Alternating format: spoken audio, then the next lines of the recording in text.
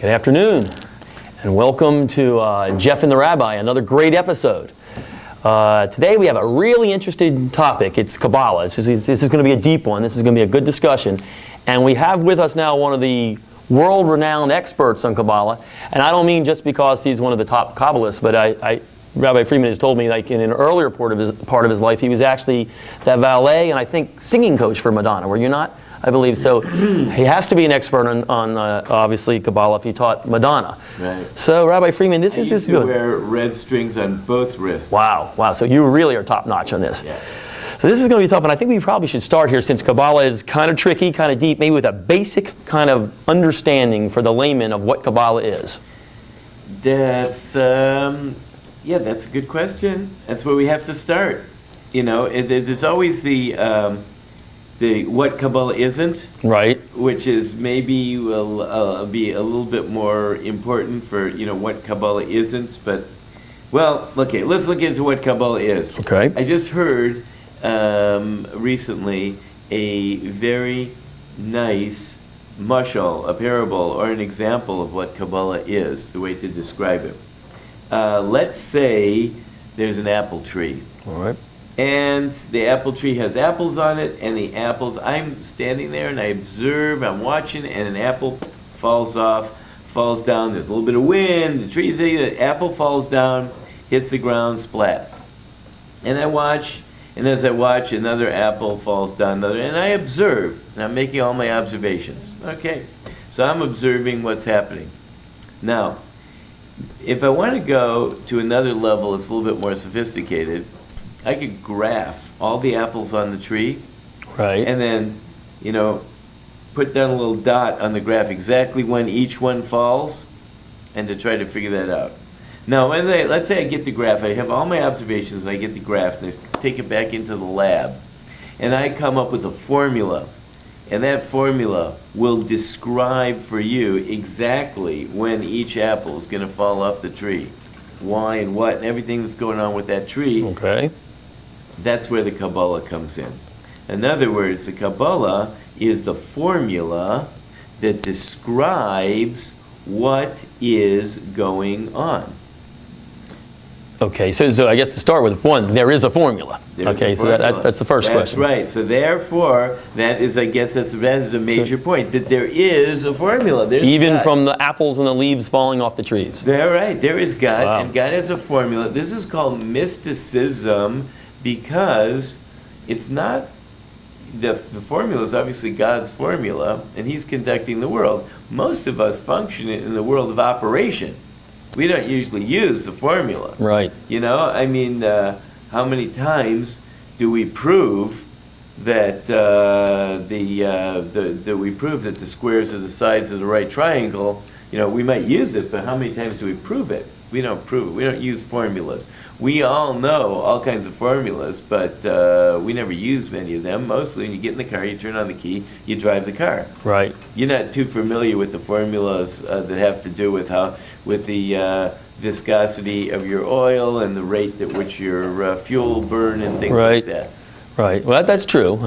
So I guess what we're saying is everything in the world, even the things that we see, like the leaves falling off a tree, has some kind of formula, something that makes it happen. That's right. Was it already planned out? Well, it is not already planned out because there is our free will.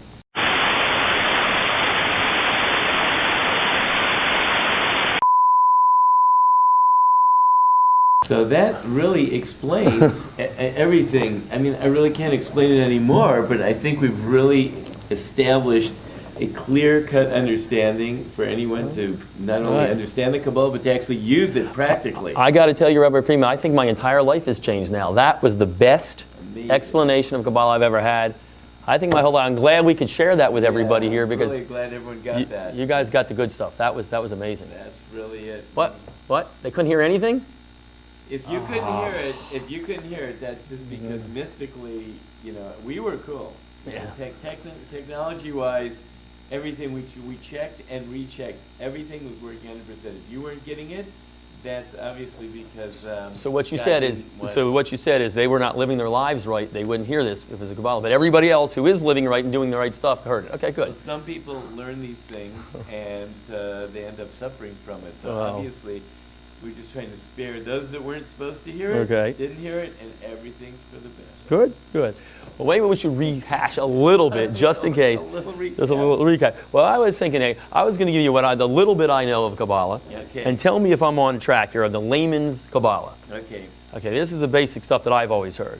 So, God, who is everything, one thing about God, He's the ultimate giver. Everything about God is He gives. In His nature is to give. Mm-hmm. But I guess if there's nothing to give to, that's a problem. So God creates a universe to give. So He starts out by giving, so He sends His light down, and it goes in. I'm doing very simple here, and it goes into these vessels. But God's light is so huge, so amazing, the vessels can't handle it, and it explodes, breaks up, so nothing can handle God's light.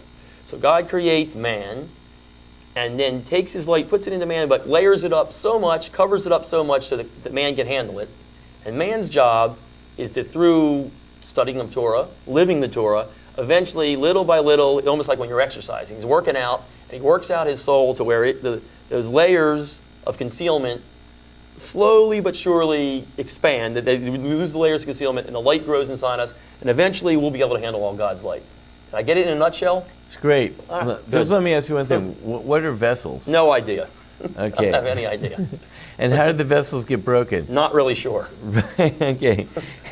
And what actually is this light? Not really positive on that one either. Right, But I got the basics there, right? Right. Okay, good. Right. So Good. basically what you got is a lot of terminology somewhat akin to someone who's describing to me astrophysics. Exactly. Now, let's say, we want to have a discussion about quarks.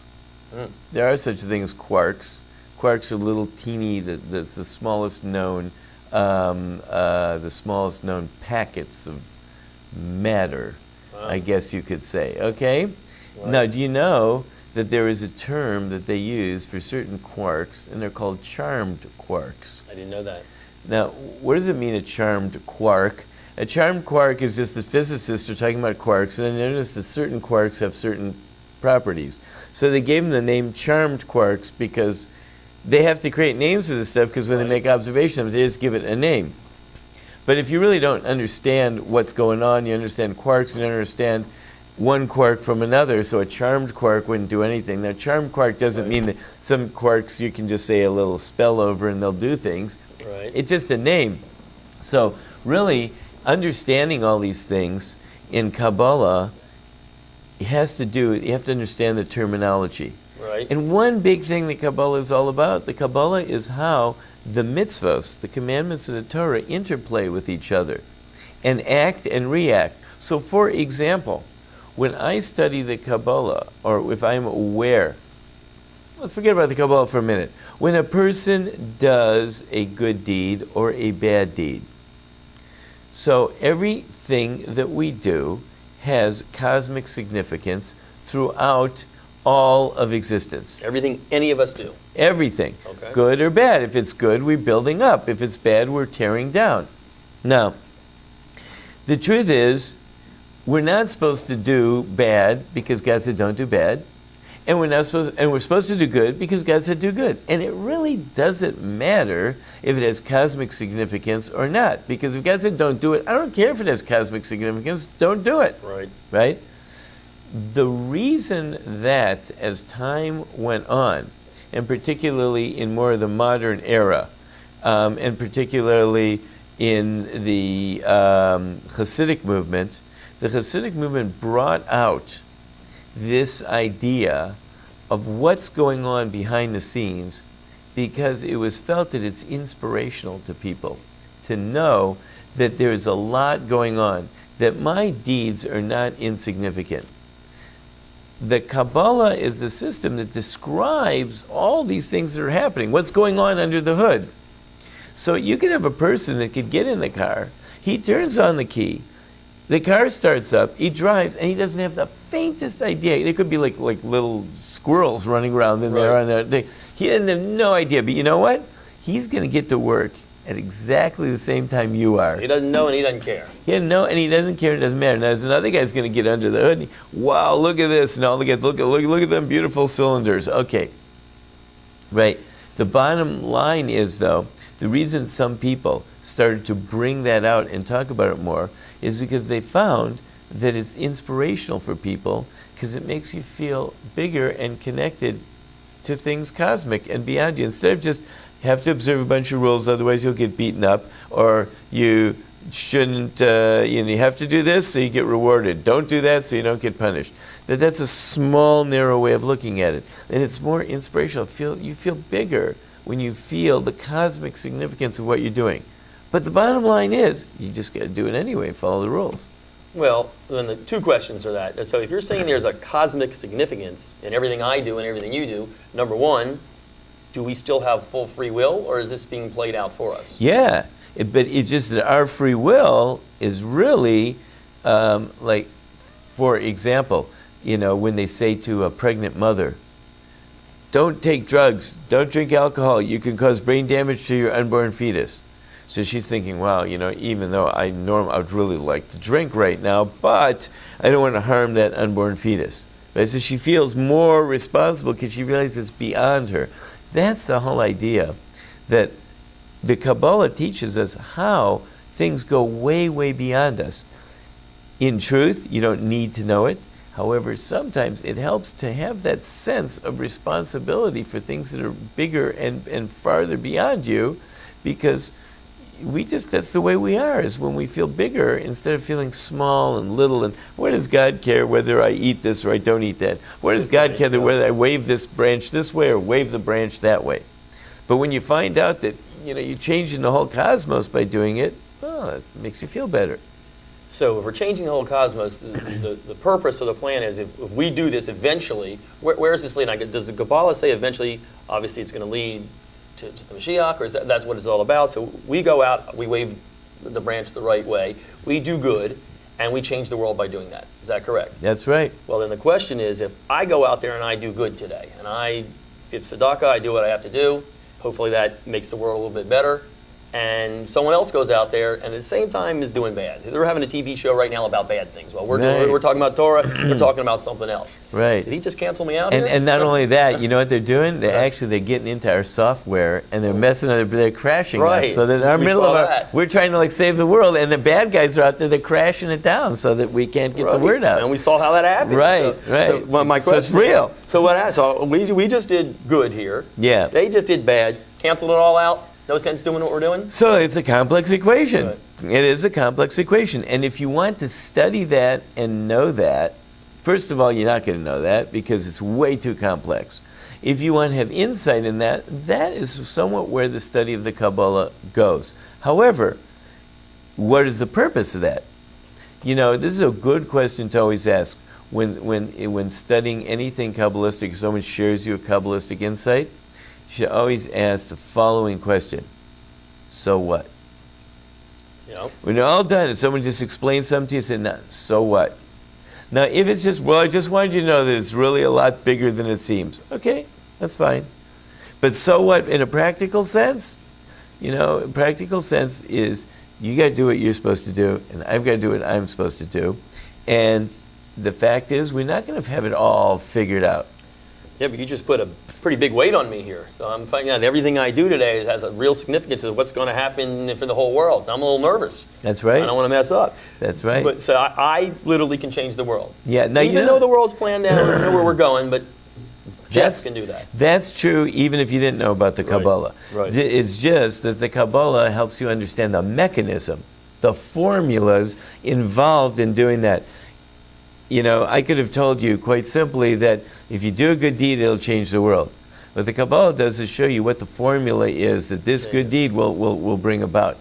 And if you don't know the formula, it's still gonna, if you don't know how the engine works, you're still going to get in the car and get here. Right. Mechanics understand how you got here, and I don't understand how you got here, but you got here by driving the car. And it works. And it works. So I've heard it kind of explained, I don't know if this is too simplistic or not, but first we study and we read the Torah. The Torah, you can read the stories. This is where they've got the 10 plagues. Moshe crossed over the sea split. But when you talk about Kabbalah, isn't it more, okay, now you're reading the story, but it's not really a story. Now we're reading underneath the story. What really happened? That's kind of what's going on. So in other words, I've heard it described as, we're living in this world, but then when we study Kabbalah, we realize that maybe there's a puppet master behind the whole thing. Everything is kind of going in the direction we want to do, even though we don't realize it. If we study Kabbalah, at least we then realize that there's a puppet master behind it. It's true, but now you're starting to actually dip into the reasons why someone shouldn't study Kabbalah. Okay. Okay? For example, when you study this idea, for example, Abraham, we all know the 10 Sfirot, that Right. there are different emanations of God. I'm not sure what that means. The emanations of God, and Abraham is chesed, loving kindness, and Isaac is gevurah, and all that. If you study it like that and you understand it like that, which is the Kabbalistic way, someone could easily err and say that there was never a human being named Abraham. Abraham is just a concept of an emanation of God into this world. Now, does Kabbalah teach that? No, Okay. but it's an easy mistake to make Right. for someone who studies that and learns about the emanation, and after a while you say, well, what do I even need the person for? It's just a concept. Don't just get tied down by this small-minded look at the fact that Abraham was a man. No, Abraham is the concept of chesed and the emanation of God into the vessels, and the vessels break, and then all this stuff, right? So you can start to make that mistake, and he's not a person anymore. And then you can really get twisted way out of shape. And I can understand it. Well, that being said, it was one of the questions we were asked. Is then does the Zohar, which I guess hopefully you can explain what the Zohar Yeah. is, does that contradict the Torah, or does it enhance the Torah, or what does that Because do? let's do a little Zohar, Okay. little Zohar talk. Okay. The Zohar as a book that we know it of today, the one that you can go to a bookstore and buy Right. and hold in your hand. That book was written around the year 1200 by a rabbi whose last name was De Leon. Now, there's been a lot of controversy Right. about that because a lot of people say that he just composed it himself. However, traditional Jews accepted the Zohar as the faithful written rendition of the mystical sources of the Kabbalah. And it's like the Bible of the Kabbalah, and it is a number of teachings that are based on the weekly Torah portion, but they really go far afield. But it is based on the Torah portion. It's linked. I Linked, associate it to the okay. Torah portion. Yeah, I mean, you're not really going to be able to open up verses and find explanations for them, but it's or perhaps even organized according to the Torah portion. But it is the teachings of the sages, and it came into this written form, and it's been accepted by Jews all around as the faithful expression of the mystical teaching. And that book in the Zohar, so that teaches us many, many lessons of the rabbis. Some of them are not even Kabbalistic, to tell you the truth. Not everything that it says in the Zohar is all that Kabbalistic. There's a lot of lessons, and it can be understood on many levels. And they are of rabbis of various different generations. So once that book was out, there's two different approaches. Many people have been of the approach that the Kabbalah should actually be studied by only the initiates. You see, the big thing about the Kabbalah and the challenge of the Kabbalah is that you have to understand the terminology. There's a great story is told. The Vilna Gaon. Vilna Gaon was a big Kabbalist who was also opposed to the general dissemination of the Kabbalah. Not that he wrote works on Kabbalah, he was a Kabbalist, he had students who were Kabbalists, but he didn't believe it was for every man. So he had a student. His student was Rabbi Chaim of Volozhin. So Rabbi Chaim of Volozhin came to him and he said, I want to study the Kabbalah. So the Vilna Gaon told him a story. And he said, okay, he heard the story. He came back sometime later and he said, I want to study the Kabbalah. So the Vilna Gaon told him a lengthier story. He listened to the story.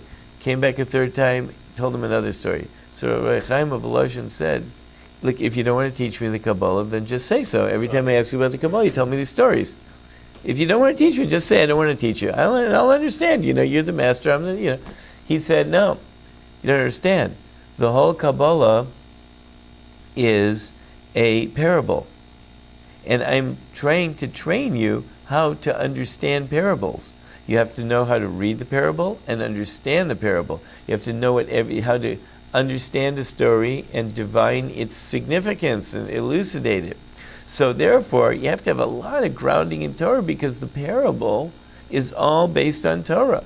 For example, I just heard an article quoted, and the article is a whole Kabbalistic explanation of the 2,000 cubit boundary outside the city that you can't go on the Shabbos.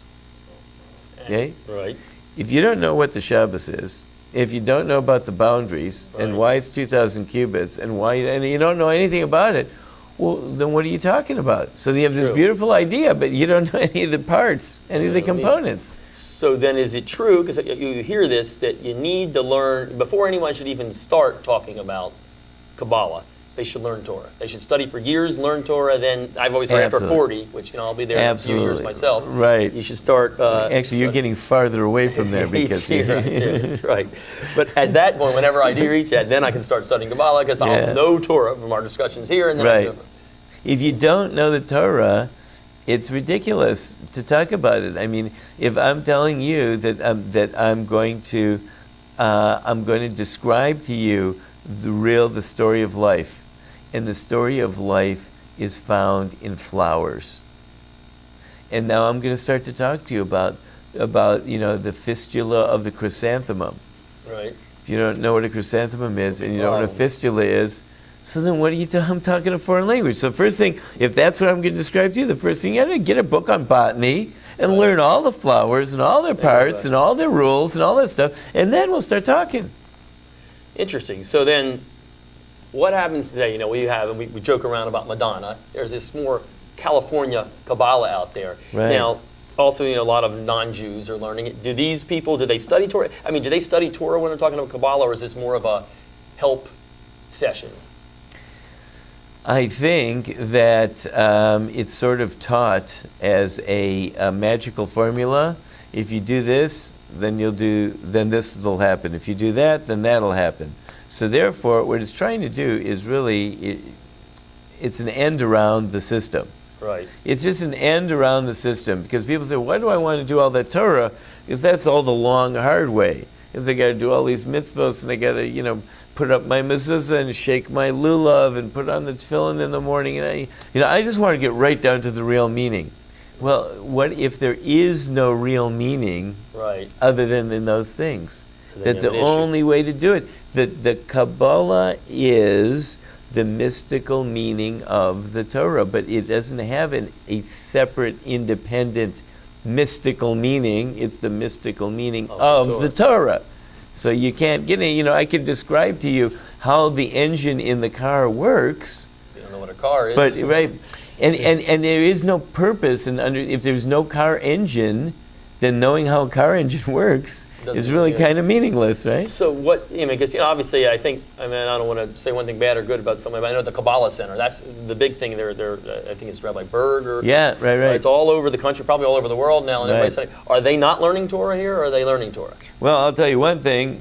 If they're selling anything, then you already have to keep your eyes open. Gotcha. Anyone that's selling anything, you keep, Torah should be for free. I was just about to do an advertisement for this new Torah online that I should probably not do that now. That would be okay. I don't want to sell that now. Of course, as opposed to side tip, which actually pays you. Very good point. Very good point. We're Kabbalistic in side tip. We really are. Which is true. Well, who then was Shimon Bar Yochai, and did he start Kabbalah? Is that where it began? No, Kabbalah began with God. Good point. Okay, you got me there. Shimon Bar Yochai is a man. Right. Shimon Bar Yochai is a man who lived around, we'll call it 100 AD, something like that. Was he the guy in the cave? Didn't he live in a cave or something? Yes, lived in a cave. Now, Moses, in the Torah, Moses says to God, show me your glory. Right. And God says, I can't show you my glory, because anyone sees my glory will die. You see from there already that there is a hidden reality to God that man yearns for. Moses yearned for it, wanted to see it, and that there is only so much of it that can be exposed. Right. So some of it is exposed. That teaching came down from Moses also, and it found its way to Rabbi Shimon ben Yochai. Now, was that part of the oral Torah? That is oral Torah. There's written Torah, there's oral Torah to understand the written Torah, and then there is mystical Torah, Okay. which is the Kabbalah, Okay. right? But it all starts with the Torah. It all starts with the Torah. That's all there is to it. So therefore, when it comes to Rishon ben Yochai, he began to disseminate it to his students. So that was a big revelation. The reason much of it's associated with Shimon ben Yochai, because the teachings that are in the book called the Zohar are attributed to Rabbi Shimon ben Yochai. He didn't write the book, but he taught those teachings that are ultimately included in that book.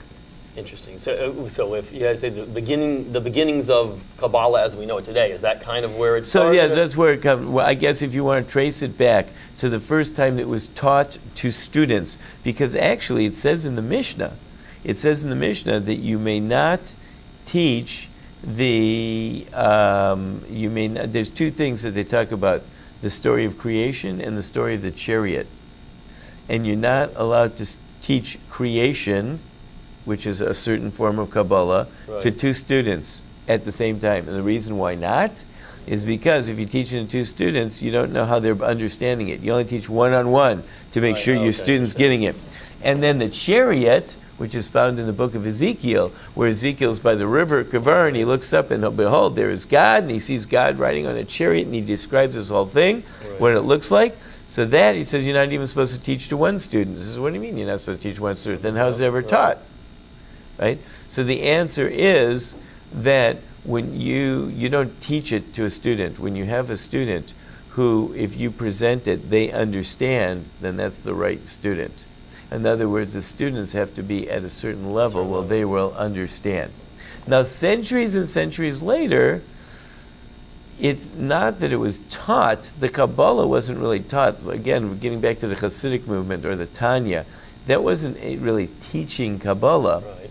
But it was a book that describes some of the workings, the inner workings of what's going on. Again, for the purpose not of people practicing Kabbalah, not so you can get under the hood and mess with the engine, Right. but so that you understand that there is an engine under the hood. Which makes sense. I guess if you don't understand, I guess the way the steps go, first, you know the car drives. Right. Second, you know it has it. And then you finally, I guess with Kabbalah, understand, hey, there's an engine in there. Right. And I guess the third thing would be who built the engine. And then knowing and understanding the actual mechanic, I guess, which is knowing and Now understanding. there would be a method of practical Kabbalah where, let's say you find that you need your car to be doing 175 miles an hour. Right. So if you were a mechanic, you would know what you could do to get in there and make that happen. Or your car is going to be hauling trailers up Pikes Peak.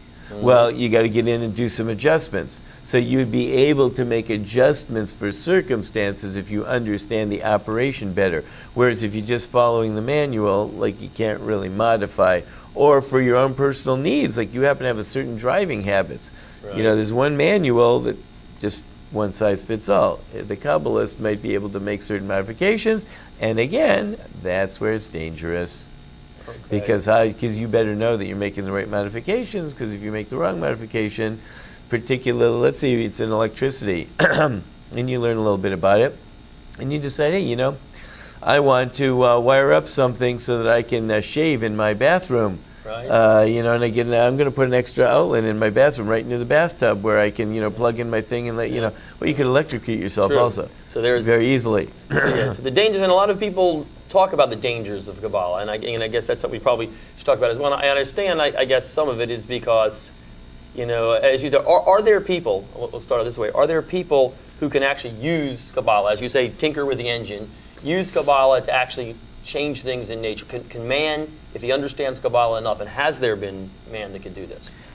I would tend to say, I would probably feel more comfortable saying no, even though there might be. Right. But I'd say no, because I would believe that 99% of the people that are offering you an opportunity to read your palm, analyze your ketubah, look at the wrinkles on your forehead, and all that type of stuff is I feel is either charlatanism Right. or useless. Or useless anyway. Or useless. People Right. that really know Kabbalah generally don't tell you they know it. They just know it. I knew a friend told me we have a rabbi, who's a rabbi of ours we share in common. He went over to his house to study with him, and the rabbi was running out the door. So he said, where are you going? He said, I'm going to a funeral. So he said, whose funeral I'm going? He said, I'm going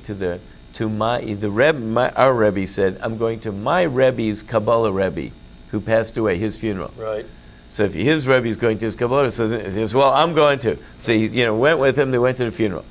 So he gets to the funeral, he figures like, wow, his Rebbe's Kabbalah Rebbe, he must be someone really big. So he said, they got there and he says like, who is this person? What was his name? And he told him his name. Never heard the name before. He says, what's going on? He says, because he was a great Kabbalist. And if you're really a great Kabbalist, no one probably knows who you are, because Right. the Kabbalists only teach the initiates, and you have to be the right person and the right student.